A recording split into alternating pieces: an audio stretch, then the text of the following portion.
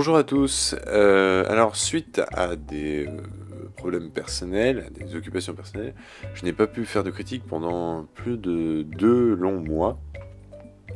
Et même en dehors de ça, auparavant, j'avais déjà raté quelques sorties.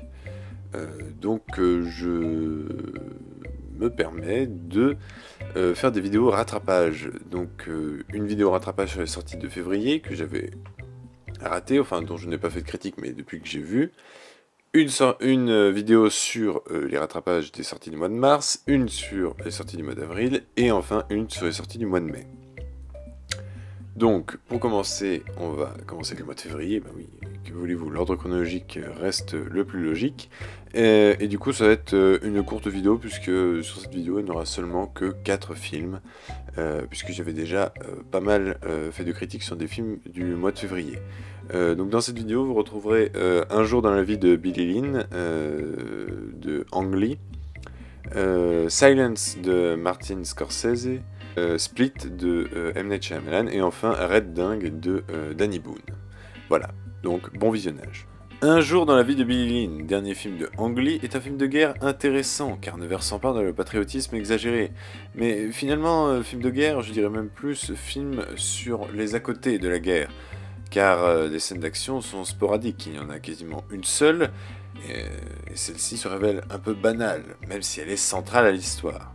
Les acteurs sont excellents et le film est magnifique, on retrouve la patte d'Ang Lee. La fin est cependant prévisible, mais le plus important, c'est le cheminement du personnage et non sa décision finale. Le film questionne le personnage principal sur la nature d'être un soldat. Pourquoi être un soldat et comment peut-on se sentir impliqué dans ces combats lorsque le choix de rejoindre l'armée ne vient pas de notre propre volonté?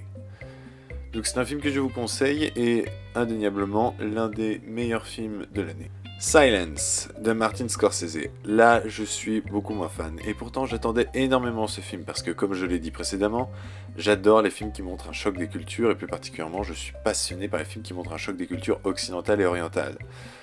Dans ce film, c'est plus un choc des idéologies, plus que des cultures en soi. Je ne parlerai même pas de choc des religions puisque le bouddhisme est un art de vivre plus qu'une religion. Et cette histoire de jésuite qui part à la recherche d'un autre jésuite au Japon, qui aurait accepté de s'apostasier et donc de renier à sa religion, sur le papier cela pouvait être intéressant. Mais finalement le traitement de cette histoire détruit l'intérêt de ce film.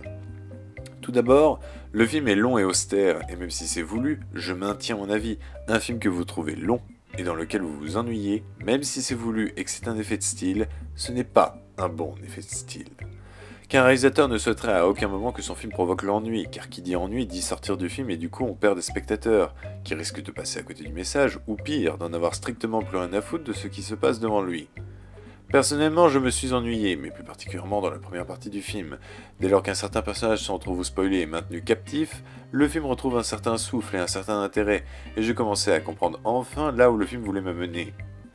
Même si la suite du film se révèle parfois répétitif et éreintant, mais là encore, je comprenais l'effet de style voulu par Scorsese.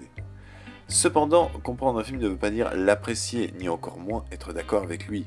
Le film se trouve clairement en faveur de tel camp pendant le film, et une personne athée ne peut être d'accord avec les arguments que le personnage principal va avancer pour ne pas s'apostasier, et laisser tout de même d'autres personnes souffrir. Surtout que le film montre des jésuites finalement très contradictoires, puisque dans la première partie du film, on a cette fameuse scène où le personnage d'Andrew Garfield surjoue à mort, en disant que les chrétiens japonais peuvent, pour éviter de mourir, piétiner une représentation de Jésus et donc s'apostasier. Conseil qu'il aura beaucoup de mal lui-même à mettre en application. Le film montre également que finalement l'apostasie n'est pas si grave, puisque plusieurs personnes après cela demeurent chrétiens. Ils ne le montrent plus, mais dans leur esprit, ils n'ont pas changé d'avis. Du coup, le spectateur ne peut comprendre pourquoi les personnages ne s'apostasient pas, afin d'éviter des souffrances, la mort et même la souffrance des autres, puisque finalement, le film nous montre que ce n'est pas grave, puisqu'il suffit de ne pas montrer que tu demeures chrétien pour ne pas être tué. Le traitement des japonais bouddhistes est par ailleurs très caricatural, et à la limite du supportable parfois, tellement ils sont tous désignés comme des personnages abjects et ridicules. Là encore une fois, le film choisit son camp et ne cherche à aucun moment de développer la philosophie des personnages de l'autre camp.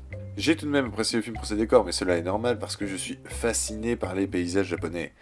Et à part ce point-là, et même avec ce point-là, je ne pense pas que le film mérite le détour, clairement. puisqu'il rate tous ses objectifs. Nous ne sommes pas attachés au personnage, le rythme de la première partie est beaucoup trop lent, et ce, inutilement, et les acteurs ne sont vraiment pas terribles, et surjouent quasiment dans les 3/4 des scènes. Donc, petit faux pas pour Martin Scorsese, en espérant que son prochain film, The Irishman, ne confirme pas un certain déclin dans sa filmographie, parce que, ce serait dommage quand même. Split, dernier film de M. Night Shyamalan, est un film qui a su créer la surprise, de par la performance incroyable de James McAvoy, et surtout la réalisation de M. Night Shyamalan, qui revient à une ambiance oppressante. Même si pas assez pesante à mon goût, du fait que certaines scènes dans le film se déroulent à l'extérieur de ce fameux bunker dans lequel le personnage de James McAvoy maintient captif 3 jeunes filles. Et donc, s'il y a des scènes à l'extérieur, généralement ça va faire sortir les spectateurs du caractère oppressif. Donc c'est un autre point de vue, c'est une autre vision. On pourra être d'accord ou pas, mais en tout cas, les scènes demeurent toujours intéressantes et bien interprétées. Pour ce qui est de la fin est incroyablement réussie, puisqu'elle ne verse pas dans le ridicule. Pour la dernière scène, c'est un véritable coup de maître, puisque pour un simple clin d'œil, voire du fanservice éhonté, la scène vire plutôt vers un twist redoutable. Et vraiment, j'ai très hâte de voir la suite. Red Dingue est la 4e comédie réalisée par Danny Boone. Si les 2 premières sont des divertissements sympathiques, il faut avouer que Superchondriac ressemblait à un très gros accident de parcours. Fort heureusement, Red Dingue ferait plutôt partie de la première catégorie. En effet, le film s'est passé outre un scénario classique et trop prévisible, avec la présence de personnages forts et attachants. Avec le personnage d'Alice Paul en tête, même si le côté maladroit va quand même un peu trop loin. À titre de comparaison, on se rapproche d'un inspecteur Clouseau, mais un inspecteur Clouseau des remakes et non des originaux de la Panthère Rose.